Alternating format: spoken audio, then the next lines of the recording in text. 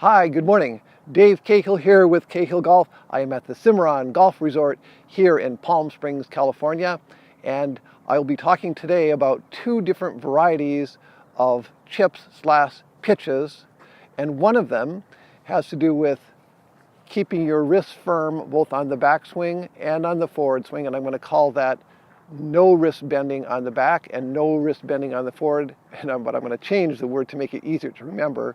So none on the way back and none on the way forward. And the other one is going to be a more wrist-oriented swing. And so in this case, we're going to bend our wrists some on the way back and then some on the way forward. And for ease, let's call that some. So some wrist back, some wrist forward.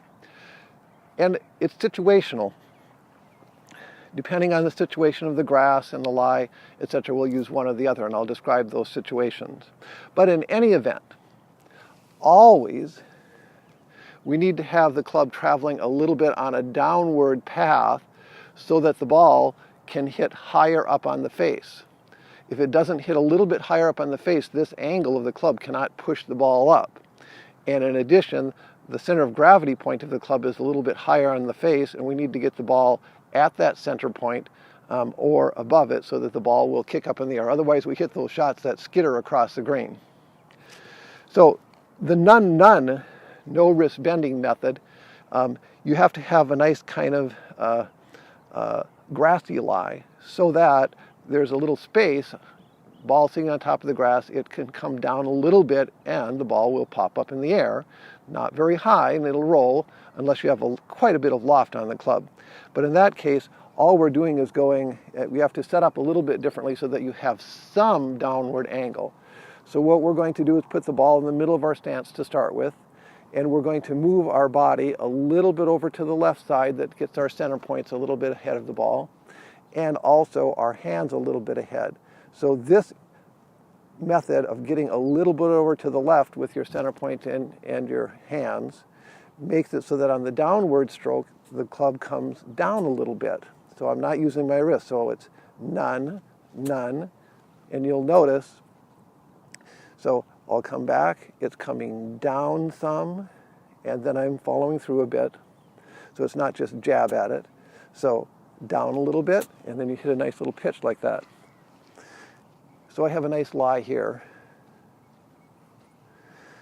A little bit over to the left, hands ahead a little bit, none.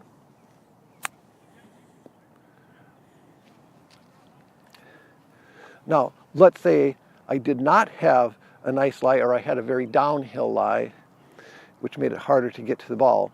Or if I had thick grass and the ball was down in it. Now I need to increase the angle of descent. In other words, I have to get this steeper so it can come down steeper. And a very easy way to do that is by using your wrists. So both left and right wrist hinge on the way back, and then they hinge on the way down. So it's not just wrists though. Arms and wrists together, cocked, get it up, and then down. And you'll notice my arms go with it. And in this case, you don't necessarily have to have your weight on your left side and your hands way ahead, but I kind of like to do that as well, just as an insurance, just a little bit over there. So I'll cock my wrist down and then into the shot. So in this case, I have a beautiful lie, a grassy lie, so it's not a problem. But I do have a downhill lie. So in this case, I'm just going to put it in the middle. And now I'm going to get my wrist to hinge a bit so I can catch it on the way down. And then wrist through. It's a lot easier to get the ball up in the air, in other words, up on the face, up on the loft, higher than the center of gravity to get the ball up in the air. So that's your none and your some pitch.